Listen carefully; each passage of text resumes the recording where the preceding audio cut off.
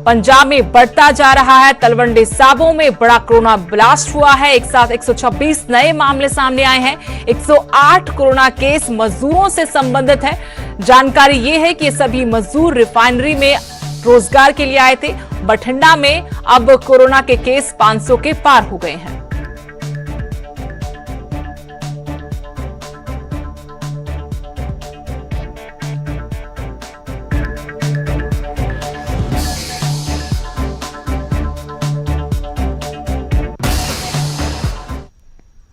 और फिरोजपुर भी अब कोरोना हॉटस्पॉट बन गया है। जिले में एक साथ 50 नए केस सामने आए हैं। 500 के पार यहां कोरोना मरीजों का आंकड़ा हो गया है। कुल 541 केस हैं। 229 मरीज ठीक हुए। 305 एक्टिव केस हैं।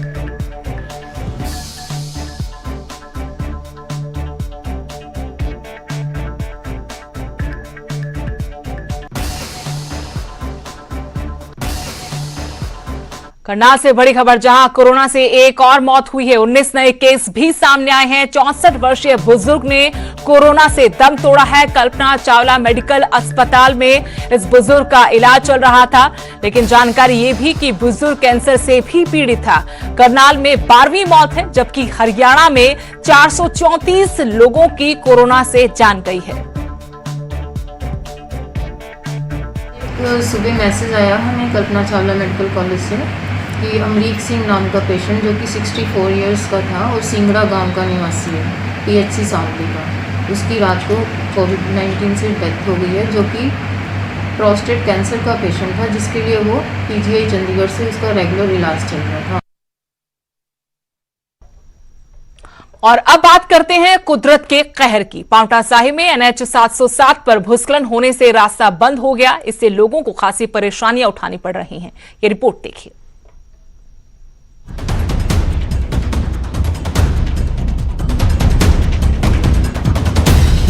बरसात के मौसम में पहाड़ों पर खतरा बरकरार है, खासकर देवभूमि में। ये तस्वीरें पांवटा साहिब शिलाई गुम्मा NH 707 की हैं, जहां भूस्खलन होने से रास्ता बंद हो गया। सड़क को दुरुस्त करने का काम युद्ध स्तर पर जारी है। इस बीच लोग जान खतरे में डालकर पैदल ही हाईवे से गुजर रहे हैं। वहीं अधिकारियों का दावा है कि जल्द ही हाईवे को बहाल कर दिया जाएगा। एहतियात पर यहाँ पर अपनी 2 मशीनें परमानेंट रखेंगे बरसात तक।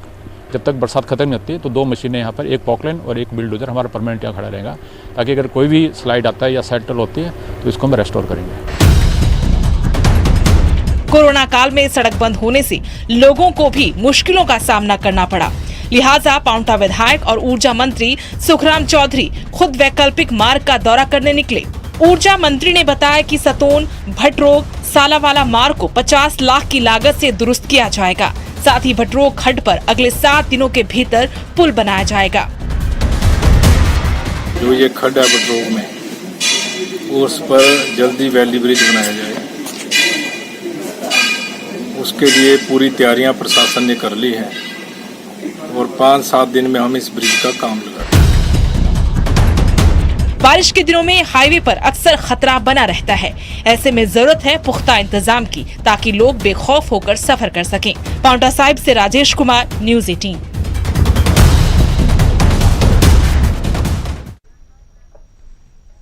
अब बड़ी खबर, राम मंदिर भूमि पूजन के लिए जत्थेदार को भी न्योता दिया गया है। अकाल तख्त साहिब के जत्थेदार को निमंत्रण पत्र मिला है। 5 अगस्त को अयोध्या में राम मंदिर का भूमि पूजन है। इसी के लिए जत्थेदार को भी आमंत्रित किया गया है। पत्र बकायदा उनको मिला है। PM मोदी की मौजूदगी में मंदिर निर्माण की शुरुआत होगी। बड़ी खबर ये कि अकाल तख्त साहिब के जत्थेदार को भी राम मंदिर भूमि पूजन के लिए निमंत्रण दिया गया है।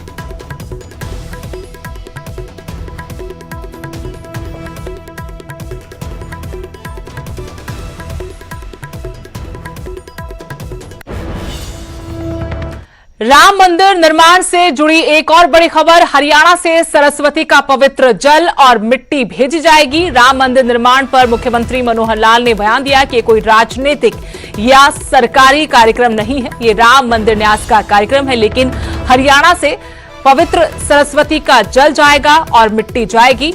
देश के कोने कोने से पवित्र नदियों का जल और मिट्टी अयोध्या पहुंचाई जा रही है, ताकि राम मंदिर निर्माण में देश के कोने कोने से मिट्टी का इस्तेमाल हो सके। और आध्यात्मिक नगरी में तमाम तैयारियां पूरी हो गई हैं। इस बीच मुख्यमंत्री मनोहर लाल ने कहा कि ये कोई राजनीतिक या सरकारी कार्यक्रम नहीं है, बल्कि ये राम मंदिर न्यास का कार्यक्रम है।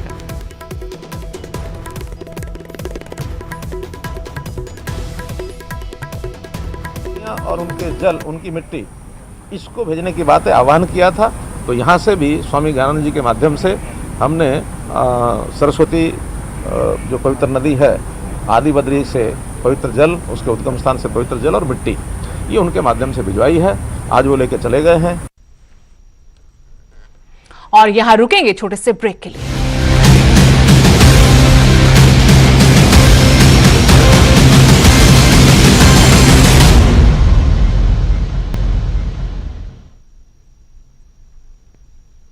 ब्रेक के बाद आपका स्वागत है। रक्षाबंधन पर आपको अब एक ऐसी महिला से मिलवाते हैं जो अपने भाइयों के लिए मिसाल है। हिम्मत है, हौसला है और उम्मीद की नई किरण भी।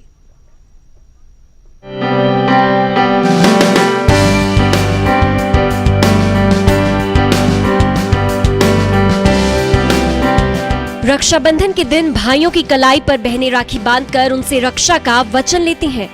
लेकिन फाजिल्का की ये बहन अपने भाइयों के लिए रक्षा कवच बनी है। बन्नावाली गांव में पिछले 12 सालों से ये महिला अपने 3 भाइयों की सेवा में जुटी है। बचपन में ही तीनों भाइयों की आंखों की रोशनी चली गई, लेकिन मां की मौत के बाद इनकी बहन ने इन्हें सहारा दिया। इन्ना पिछे मैं सारा कुछ छड्डदा,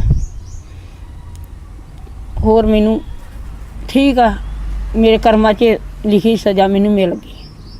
ये सज़ा ही है। इस टाइम मेरे हुण उम्र काम करने वाली, ਜਿਹੜੇ ਮੈਂ ਇਹਨਾਂ ਦੇ ਖਾਨੀ ਫਿਰਨੀ ਠੇਡੇ ਇਹਨਾਂ ਨਾਲ ਲੱਗੀ ਪਈ ਹਾਂ। ਬਸ ਜੋ ਪਰਮਾਤਮਾ ਨੇ ਕੀਤਾ ਹੈ ਠੀਕ ਹੀ ਆ, ਕਿਸਮਤ ਦਾ ਸਾਡਾ। ਸਾਡੀ ਭੈਣ ਪਕਾ ਕੇ ਖਾਂਦੀ, ਸਾਡੀ ਸੇਵਾ ਕਰਦੀ। ਇਹ ਕਿਦੋਂ ਦੀ ਤੁਹਾਡੇ ਕੋਲ ਰਹਿ ਰਹੀ ਹੈ? ਜਦੋਂ ਦੇ ਮਾਤਾ ਪਿਤਾ ਗੁਜ਼ਰੇ? ਹਾਂਜੀ 12 ਸਾਲ ਹੋ ਗਏ।